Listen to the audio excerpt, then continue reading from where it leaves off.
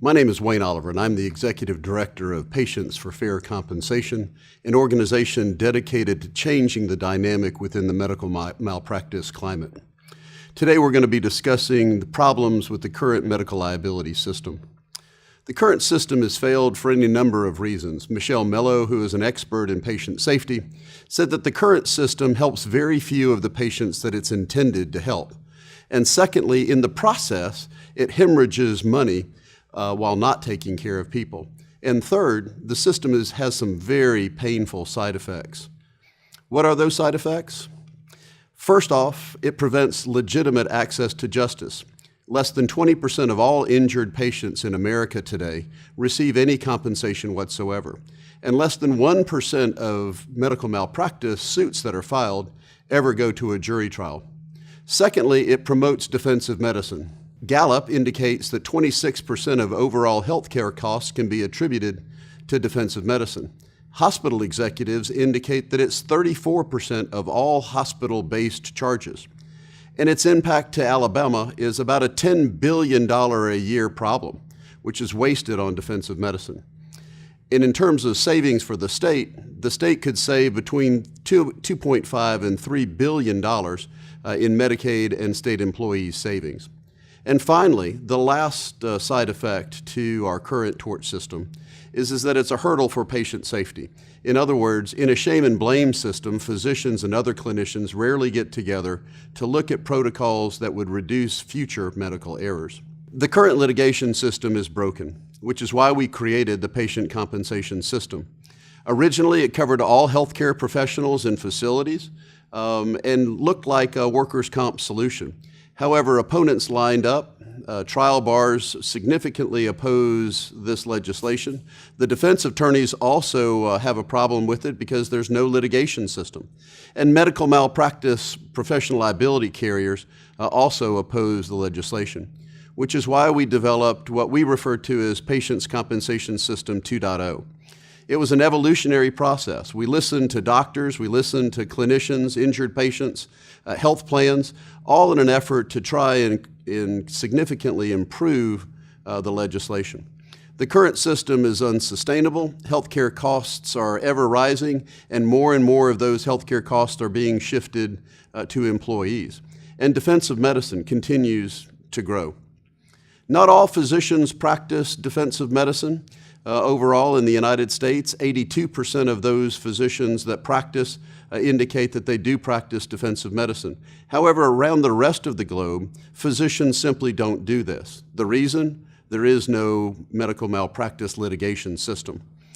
The current system really hurts patients. Very few patients receive any awards at all, but when patients do receive that compensation, rarely are they able to keep all of those benefits. The current system also prohibits access to justice. Trial attorneys require $350,000 to $500,000 in economic damages to simply start a medical malpractice lawsuit. 80% of all legitimate medical injuries fall well below that $500,000 threshold, which means that anyone who is on Medicaid or Medicare, that are poor, that are out of a job, or young people, just simply don't have access to the litigation-based system. So how does a patient compensation system work? Well, let's take a specific injury. I had a knee surgery not long ago, so let's use the illustration of that I went in to have my right knee replaced, and instead my left knee was replaced. At the point of injury, which is when that wrong site knee surgery took place, I would make an application to the patient compensation system. I would pick up the phone, a 1-800 number would be available to me. I would call and make a request for an investigation of a medical injury. A medical review department would then take that, a medical director, a licensed Alabama physician, would look at my case file and make a prima facie determination as to whether or not this could have been a medical injury. If it could have been a medical injury, that medical director would impanel an independent medical review panel made up of same specialty physicians who would look at my orthopedic case. In this case, it would be 3 orthopedic surgeons and an administrative law judge that would be looking at my particular case. It would be redacted, no patient name, no facility, no hometown, no hospital. It would just simply indicate that this medical injury occurred in the state of Alabama. If that panel determined that a medical injury had in fact occurred, then that patient, I would be eligible for compensation. It would be based on a schedule that would be developed by the patient compensation system and pay roughly what is currently being paid to injured patients. An administrative law judge would be part of that process and would ensure that patients and physicians are treated appropriately and that all of the evidence would otherwise be presented. On the back end of the solution, there would be a quality improvement entity that would gather all of the data to ensure that, that trends or problem physicians could be weeded out of the system. So we created the Patient Compensation System 2.0.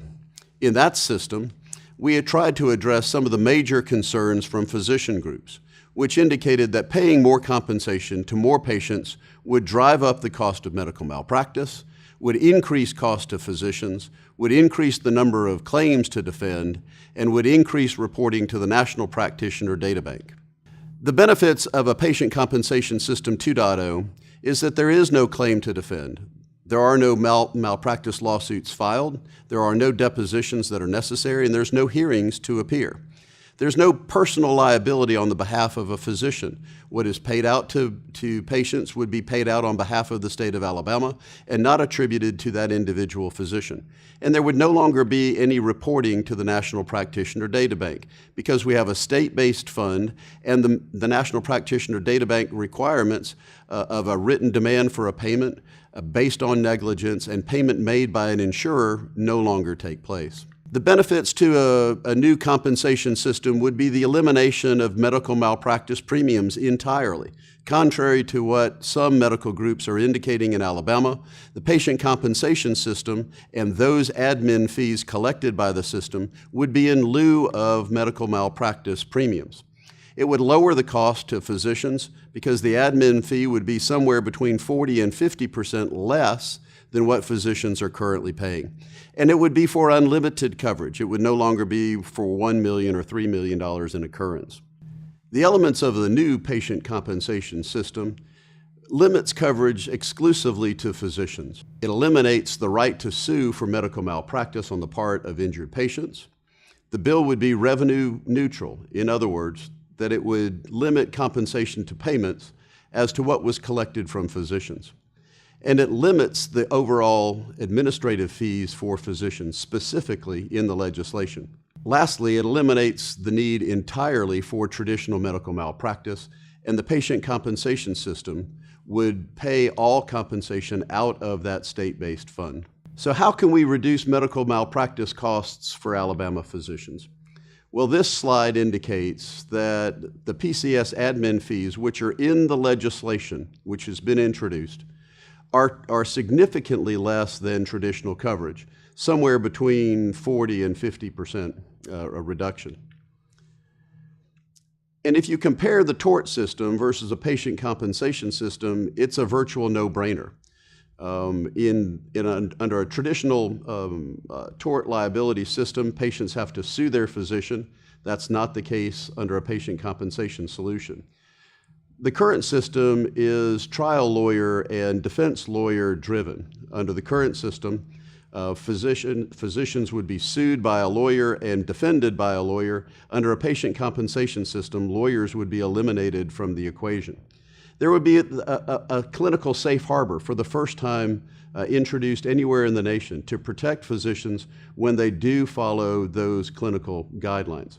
There's no shame and blame associated with the system. The patient compensation system would simply compensate injured patients on behalf of the state of Alabama. So what do Alabama physicians think about the patient compensation system? First off, not all Alabama physicians practice defensive medicine, but an overwhelming majority, 85%, do. 71% of Alabama physicians believe that defensive medicine has a negative impact on patient care. And 94% of Alabama physicians support such a PCS solution.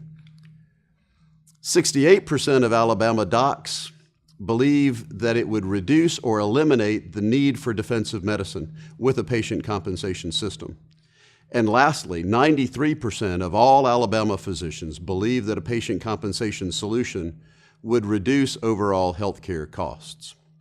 So let's look again at the major objections that physician groups had to a patient compensation system. Remember, paying more compensation to more patients will, according to those physician groups, drive up the cost of malpractice. In actuality, it reduces the cost of malpractice to physicians and patients alike. They indicate that it could increase the number of claims to defend. Actually, it eliminates all claims and no need to defend any of those. And then lastly, we've created the solution, crafted the solution so that it would not increase reporting to the National Practitioner Data Bank. What are the patient benefits of a patient compensation system? First, they would receive compensation faster and on a more timely basis, in months rather than years. It reduces the stress of litigation on the patient's part. It reduces the exposure for unnecessary tests, defensive medicine, and improves patient safety. It increases access to justice, enhances clinical best practices, and most importantly, all injured patients would be eligible for fair compensation. For physicians, the benefits are also numerous. There will be no more medical malpractice suits. There is no more personal financial risk for physicians. There's no more jackpot justice for injured patients. And frivolous lawsuits are eliminated entirely. And we eliminate the whole shame and blame system that we currently operate in. There's no reporting to the National Practitioner Data Bank. There is no longer a need for medical malpractice premiums, and would create the nation's first safe harbor for clinical best practices. And it would create an environment which it would be safe for physicians to admit mistakes so that protocols and systems could be developed so that future errors would be eliminated. And it reduces costs for practicing physicians. It's also a more efficient utilization of existing funds. The current system only provides about 20% of coverage for legitimately injured patients. It takes 5 to 7 years, and at the end of the day, the patient receives about 17.5 cents out of every premium dollar. Under a patient compensation system, 100% of those eligible patients who were injured could file for compensation. It would take about 180 days to complete, and at the end of the day, they would have about 80 cents of that same premium dollar. What is the impact on Alabama employers? It's pretty significant. Employers and health plans in Alabama would realize savings between $20 and $24 billion over 10 years. A PCS solution would represent savings of about 10 to 21% of the employer's cost of providing health insurance per employee per year. And its impact on the state of Alabama is significant as well.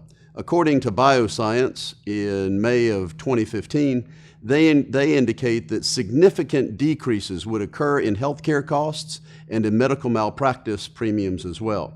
And it would be a huge savings to the state of Alabama, somewhere between $2 and $2.5 billion in Medicaid, somewhere around $500 million a year in state employee costs, bringing the total 10-year savings to about $3 billion.